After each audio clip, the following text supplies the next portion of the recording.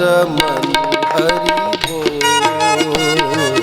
जय जय राधा रमण हरि बोल। प्यारो राधा रमण हरि बोल।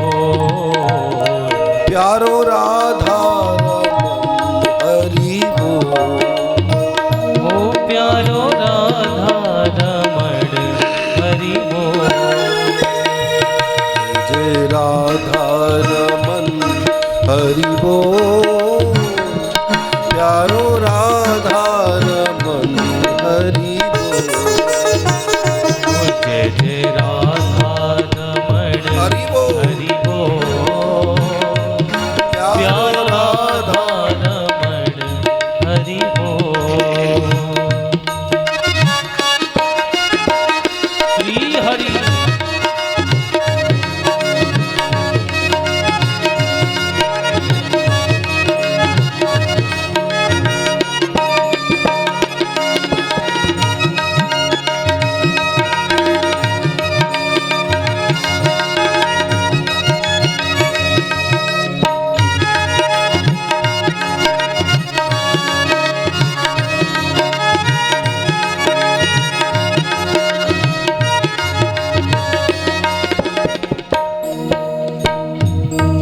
हरि बोल हरि बोल हरि बोल।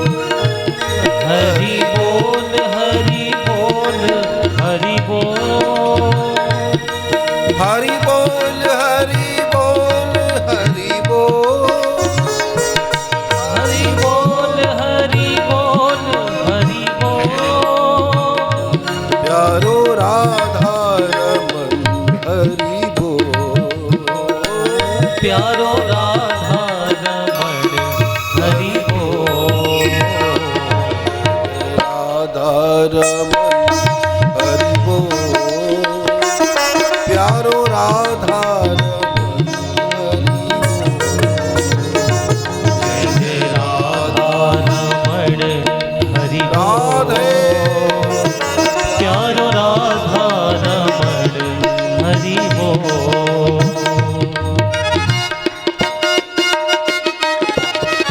श्री राधे।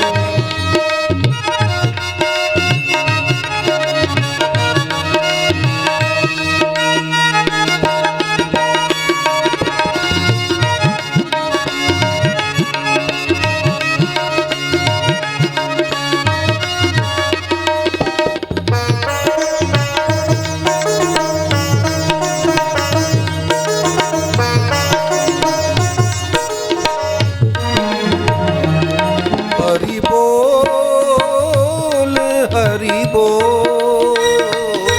हरि बोल हरि बोल। हरि बोल हरि बोल। हरि बोल हरि बोल। प्यारो राधा रमन हरि बोल। प्यारो राधा रमण हरि बोल। जय राधा रमन हरि बोल।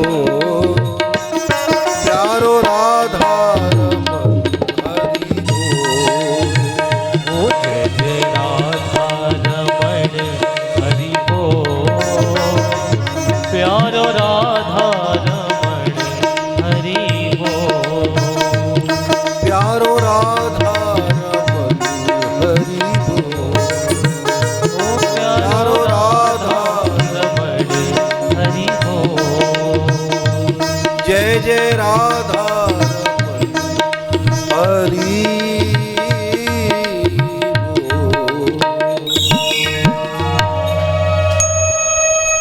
बोल। महात्मा गोकर्ण कृष्ण कीर्तन कर रहे। ब्राह्मण अपने पुत्र को देखकर बड़े खुश हुए। मेरा बेटा। महात्मा थे वे, संत थे। सो आत्मदेव ने उनके चरणों में सिर झुकाया, प्रणाम किया। गोकर्ण, अवश्य तुम मेरे पुत्र हो, लेकिन तुम महात्मा हो, प्रणाम करता हूं। संसार से मेरा मन भर गया है बेटा, अब मैं घर में नहीं रहना चाहता। जंगल में नदी किनारे बैठा प्रभु का भजन करना चाहता हूं बेटा, मेरा मन दुखी हो गया है। पिताजी, ये तो बड़ी अच्छी बात है कि आपका मन संसार को लेकर दुखी हुआ है।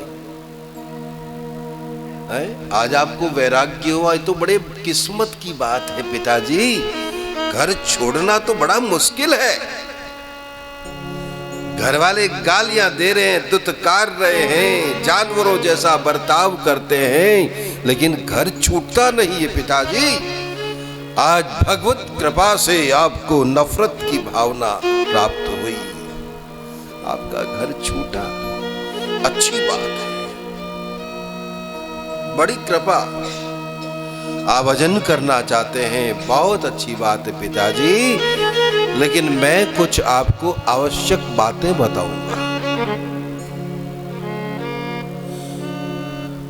खाली माला फेरना ही भजन नहीं है पिताश्री। आंखें बंद करके, कमरा बंद करके बैठ जाना ही भजन नहीं है। कुछ इन बातों का आप ध्यान रखें, इन सिद्धांतों को समझें पिताजी, और भजन करें। आप ध्यान से सुने। देहे स्थीमांस रुधिरे भीमतिं त्यजत्वम् जाया सुतादिषु सदा ममतां विमुञ्च पश्यानिशं जगदिदं क्षणभङ्गुनिष्ठः वैराग्यरागरसिको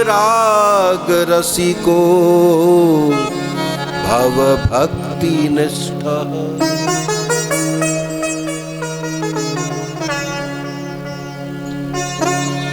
पिताजी, भजन करें, अच्छी बात है, लेकिन कभी किसी भी प्रकार का अभिमान न करें। किसी के प्रति भी ममता न रखें। ये शरीर जो है, मांस, खून, हड्डी, ये इसका पिंड मात्र ही है, काली गोरी चमड़ी से ढका हुआ है पिताजी, ये शरीर। अब इस काले गोरे शरीर को लेकर के किस बात का अभिमान करें?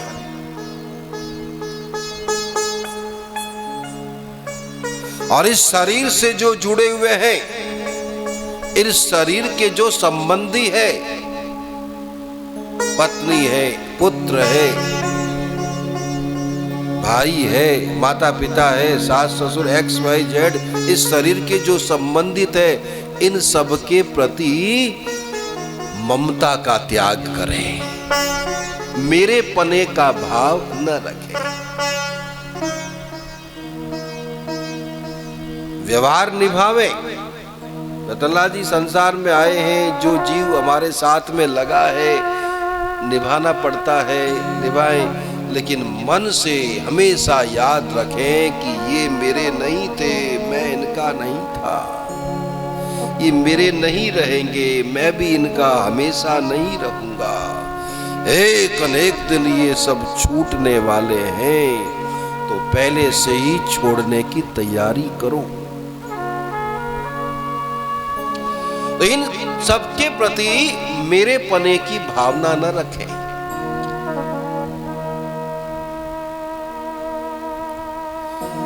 हमेशा याद रखें कि इस संसार में जो भी कुछ है सब नाशवान है, क्षणभंगुर है, क्षणभंगुनिष्ठः।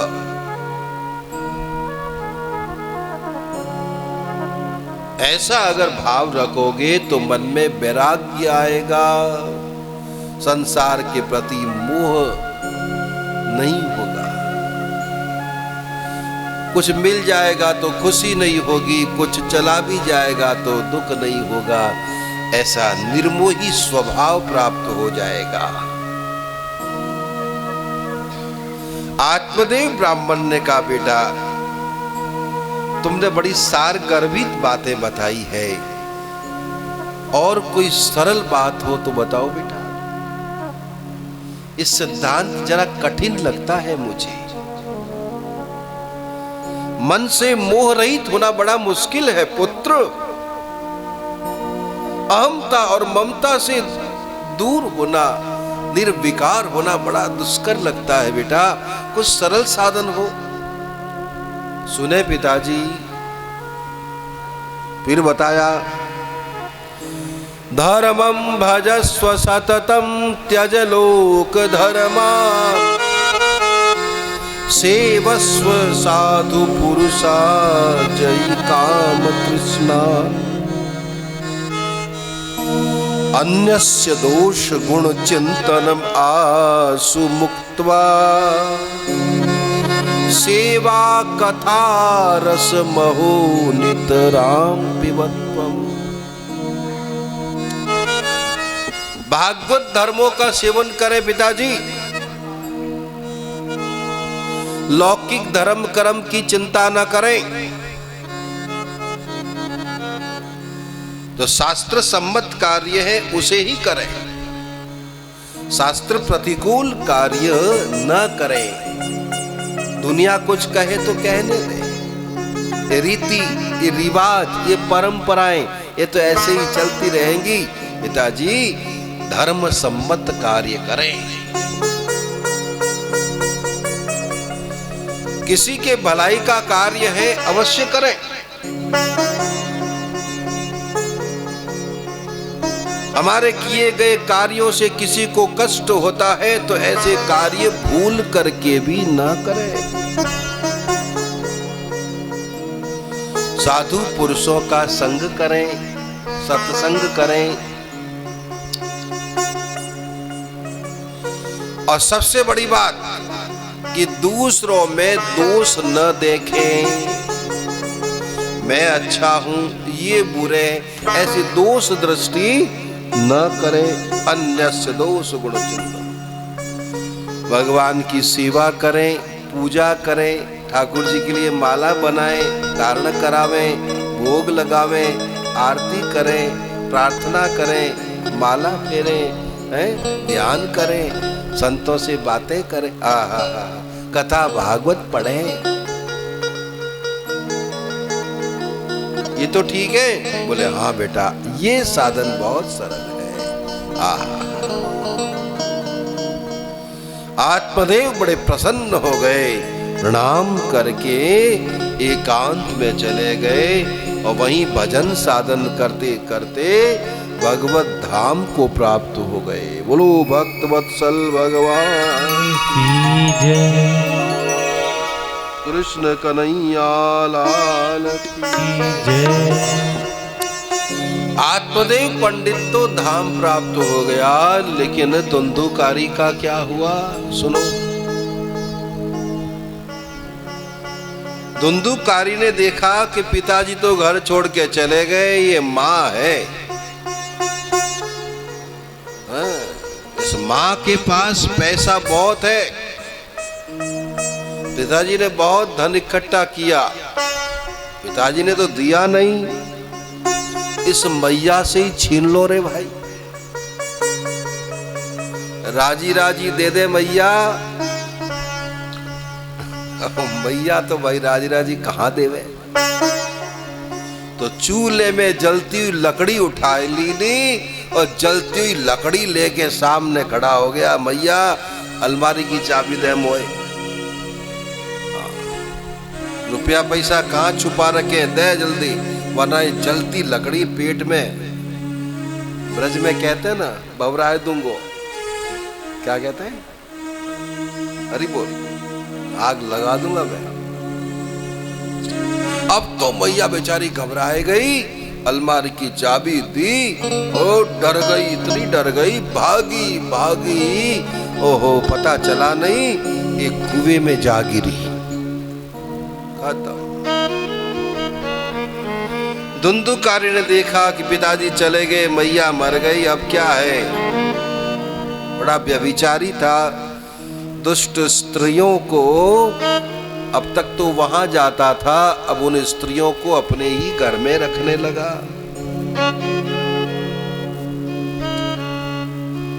धन खत्म हो गया, बड़ी बड़ी चोरियां करने लगा। एक दिन धन का बड़ा भारी पोटला कंधे पर रख के ले आया, दारू पी करके खटिया पे पड़ गया।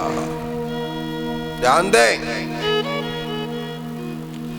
उन उल्टा स्त्रियों ने देखा कि अरे अरे एक न एक दिन तो ये मरेगा ही मरेगा, राजा के सिपाही इसे अवश्य पकड़ लेंगे, फांसी पे लटकाएंगे, एक न एक दिन ये अवश्य मरेगा ही, तो क्यों न हम ही इसे मार दें और धन का भरा पोटला उठा के भागे, हमें तो ऐसे और मिल जाएंगे। सोए हुए धुंधुकारी को रस्सियों से कस करके बांध दिया और छुरे चाकू से उसे ओहो मारने लगी। बड़ा तड़पता हुआ धुंधुकारी मारा गया। जमीन में गड्ढा खोदा और धुंधुकारी को वहीं गाड़ दिया।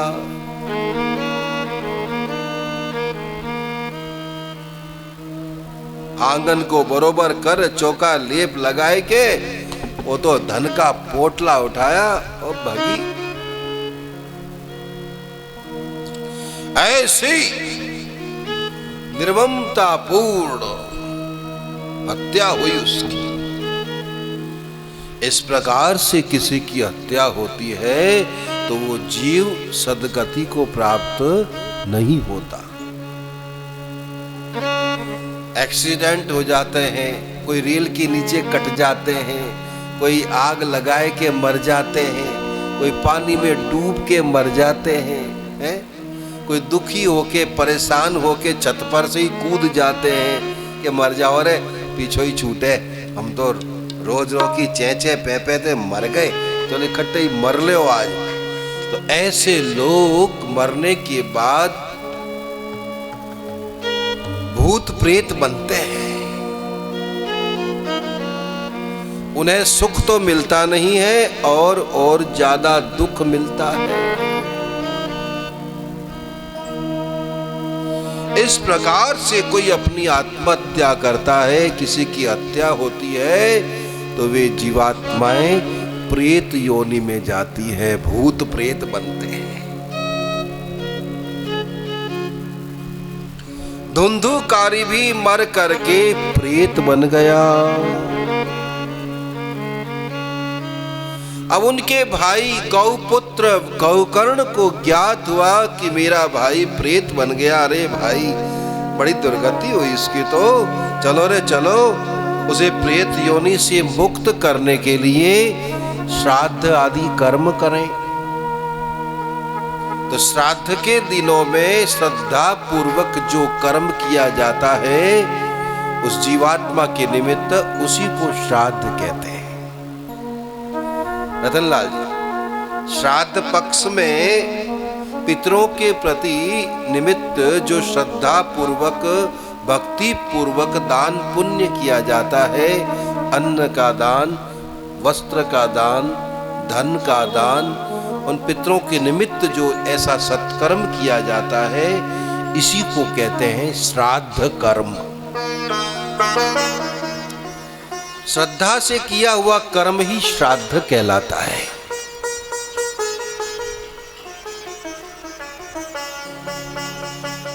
तो महात्मा गौकर्ण ने ऐसा श्राद्ध कर्म अपने घर में नहीं,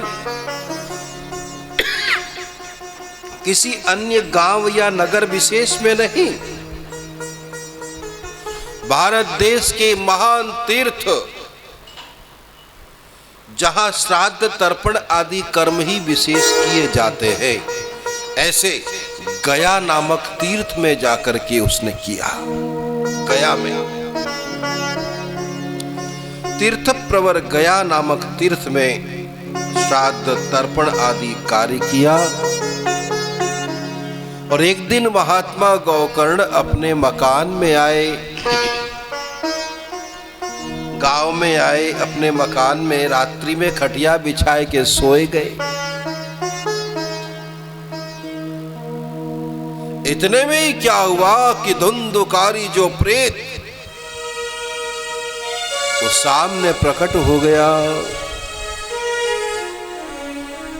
कभी तो जोर से चिल्लाता हुआ ओहो बवंडर बन के खड़ा हो जाता है, कभी शेर बन जाता है और दाढ़ मारता है, कभी अग्नि का गोला बन के खड़ा हो जाता है, कभी राजा के रूप में तो कहीं देव के रूप में तो कभी किसी रूप में दीन दुखी होकर के बोलता है। तो गौकर्ण जी समझ गए कि ये जीवात्मा कोई भटक रहा है, ये आत्मा बहुत दुखी है। कौन है? योगी महात्मा थे। गंगा जल हाथ में लिया, अभिमंत्रित करके छींटे मारे। कौन हो? क्यों मुझे इस प्रकार से डरा रहे हो? क्या चाहते हो तुम मुझसे? अभिमंत्रित और पवित्र गंगा जल जब उसके शरीर पर पड़ा तो थोड़ा पुण्य जागृत हुआ और बोला, अहम भ्राता त्वदीयोस्मि, मैं आपका ही भाई हूं। मेरा भाई? धुंधुकारी नामत, मैं धुंधुकारी हूं, आपका ही भाई हूं। अरे मेरा उद्धार करो, मेरी दुर्गति हुई है, बड़ा दुखी हूं मैं, बहुत दुखी हूं। रोने लगे। महात्मा गौकर्ण को दया आ गई। अरे मैंने तेरे लिए श्राद्ध कर्म किया, तेरा कल्याण नहीं हुआ रे? बोले भैया एक बार नहीं 1000 बार मेरे लिए श्राद्ध कर लो, मेरा कल्याण नहीं होगा, नहीं होगा, क्योंकि मैं महापापी हूं। मैंने जो महापाप किए हैं कोई नहीं कर सकता। मेरे शरीर में आग लग रही है महाराज, मैं बहुत दुखी तड़फ रहा लेकिन मर नहीं रहा। क्या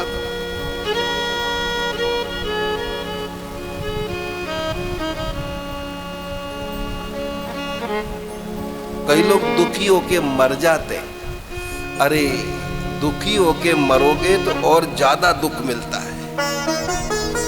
हजारों साल पुरानी इस कथा में वर्तमान काल का दर्शन कराया जा रहा है।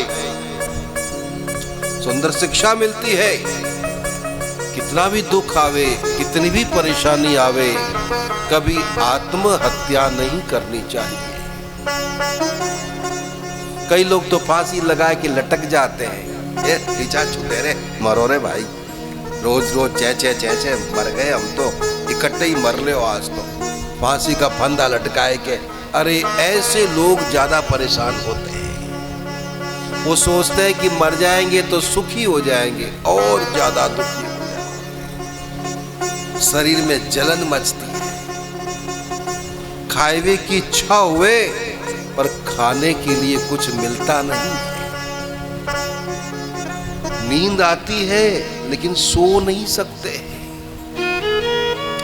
सर्दी में सर्दी लगती है पर रजाई कंबल ओढ़ ना सके।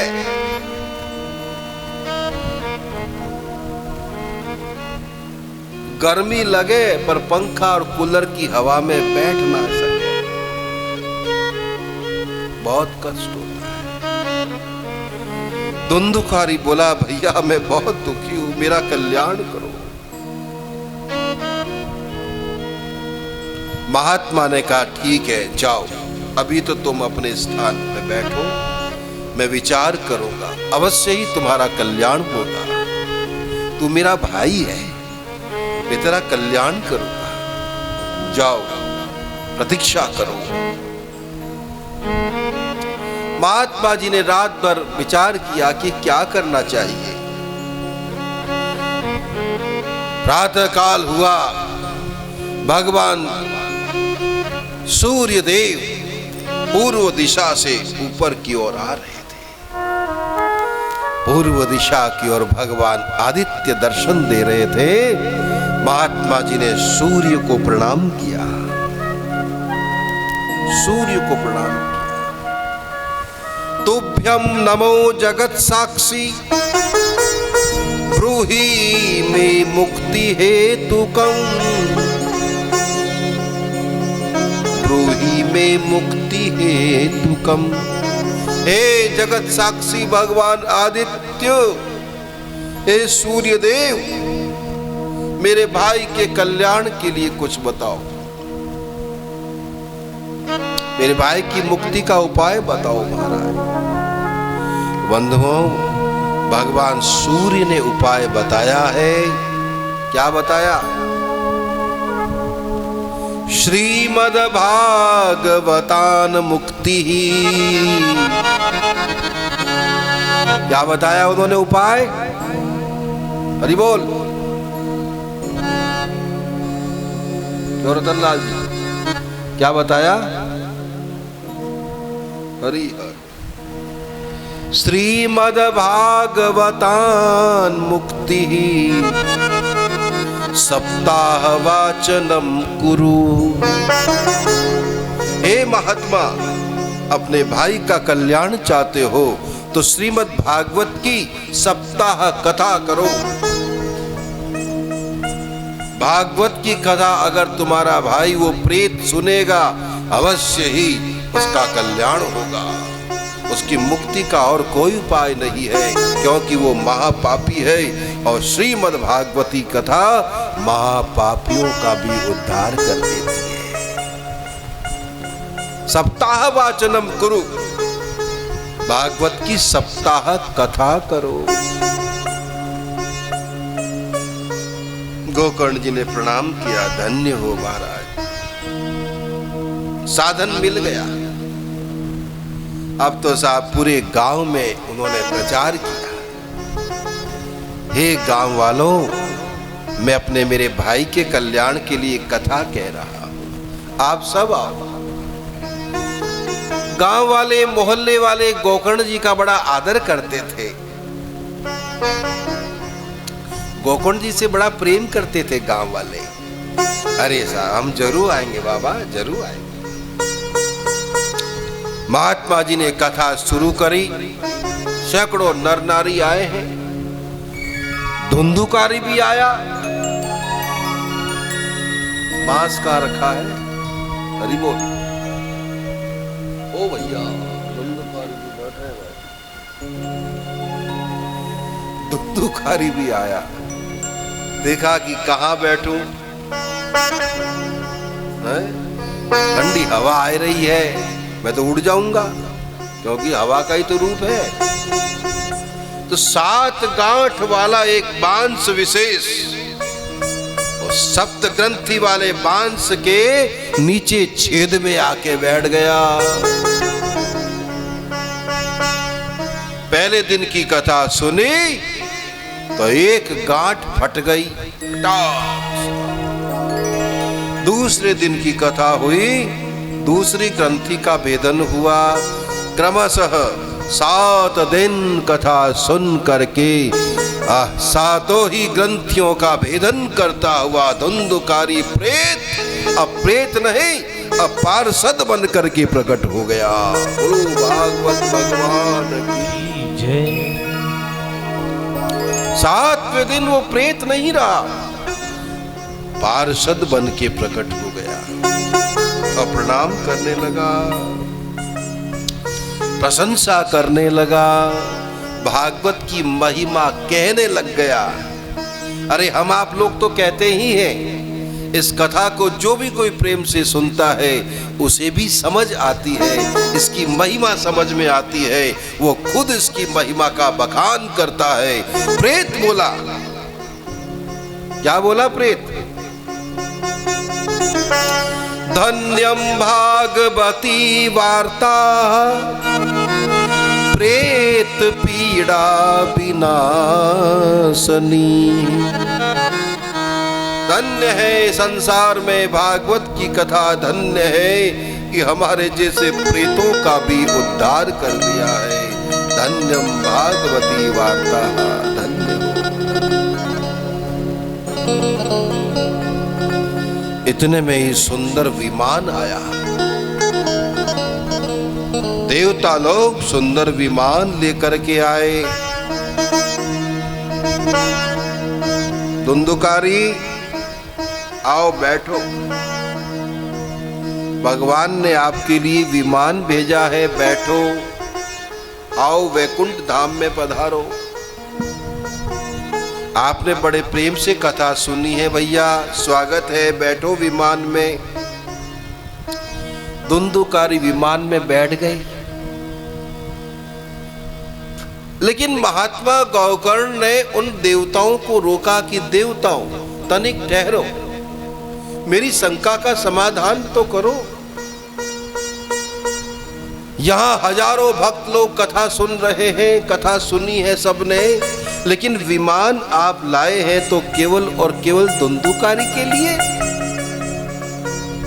इन सबने भी तो कथा सुनी है, इनके लिए विमान क्यों नहीं लाए? ध्यान दीजिए, उन देवताओं ने जवाब दिया, हे महात्मा जी, कथा में तो सब बैठे हैं, लेकिन जिस तन्मयता, तत्परता और एकाग्रता से मन लगा करके धुंधुकारी ने कथा सुनी है, ऐसे मन लगाकर यहाँ किसी ने भी कथा नहीं सुनी है, और इसीलिए ये फल में भेद हो गया है। फल में भेद इसीलिए होता है।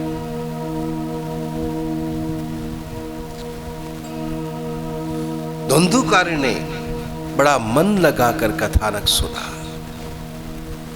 दिन भर कथा सुनता था और रात्रि में सुनी हुई कथाओं के बारे में सोचता रहता था। दिन में कथा सुनता, रात में कथाओं का चिंतन मनन करता। ऐसे सुनते और मनन करते, सुनते मनन करते, दिन रात कथा के बारे में ही सोचते और सुनते रहने से 7 ही दिन में परिवर्तन हो गया। क्या कि प्रेत पार्षद बन गया।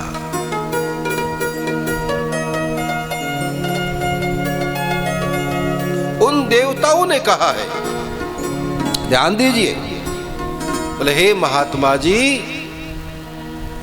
अदृढ़म च हतम ज्ञानम, जैसे बिना दृढ़ता का ज्ञान व्यर्थ है, ऐसे ही प्रमाद पूर्वक सुनी हुई कथा भी व्यर्थ होती है। प्रमाद पूर्वक सुनी हुई कथा भी व्यर्थ जाती है साहब।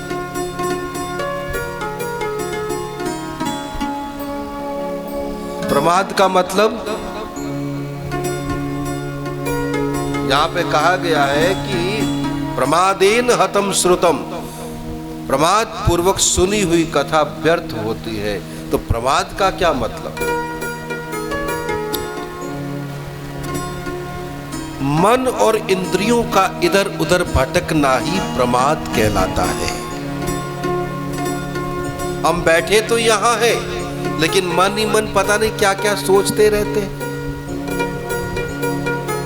इसी को प्रमाद कहते हैं। मन इंद्रियों द्वारा की गई व्यर्थ चेष्टा ही प्रमाद कहलाती है। ऐसे प्रमाद पूर्वक सुनी हुई कथा व्यर्थ होती है, कोई फल विशेष देने वाली नहीं होती है। हाँ, जाओगे तो प्रसाद मिल जाएगा, लड्डू मिल जाएगा, कीड़ा कुड़ी सेव एप्पल मिल जाएगी, खाए जाओ, हो गया, इतना ही बहुत है। लेकिन जो कथा के प्रेमी होते हैं वे बड़े आदर भावना पूर्वक आते हैं, बड़े प्रेम से कथा का रस पी करके हरि बोल चले जाते हैं।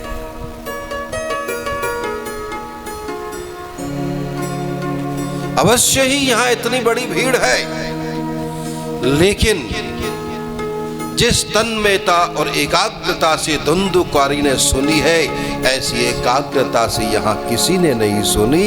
इसीलिए विमान धुंधुकारी के लिए आया है। धुंधुकारी विमान में बैठा और भगवान के धाम में चला गया। गौपुत्र गौकर्ण महात्मा थे।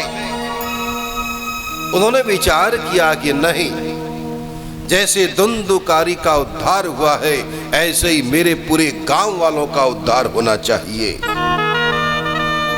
सो महात्मा गौकर्ण ने अगले ही महीने फिर से कथा कही, एक गांव वालों, मैं आप सबको भगवान के धाम में भेज दूंगा।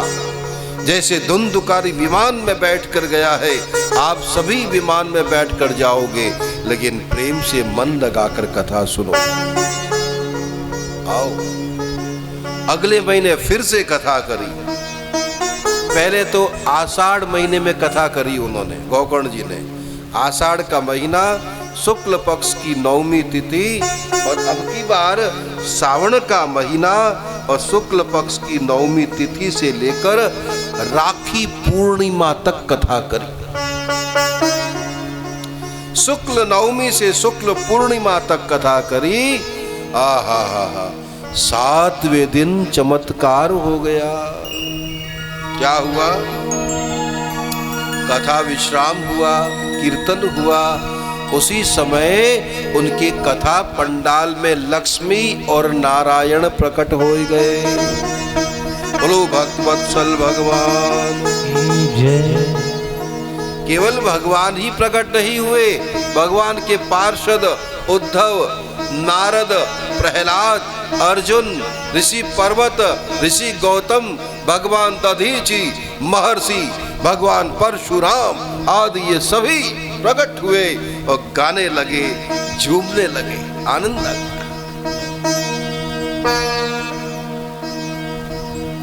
गौकर्ण जी को भगवान इतने खुश हो गए, गौकर्ण को भगवान ने उठाया और अपने शरीर में ही लीन कर दिया। बोलो गौकर्ण जी महाराज की जय। जैसे त्रेता युग में श्री रामचंद्र जी ने समस्त अयोध्या वासियों को विमान में बैठाकर अपने वैकुंठ में भेज दिया था, ऐसे ही भगवान श्री हरि ने अनेकों विमान मंगाए। उन विमानों में पृथक पृथक सबको बैठाया, सशरीर सबको अपने वैकुंठ में भेज दिया, सबका उद्धार कर दिया। कुंज बिहारी जी, यही है श्रीमद् भागवत की महिमा कि जिसे सुनकर प्रेतों का भी उद्धार हो जाता है, कि जिसे सुनकर जीवात्मा सद्गति को प्राप्त होता है, उत्तम गति को प्राप्त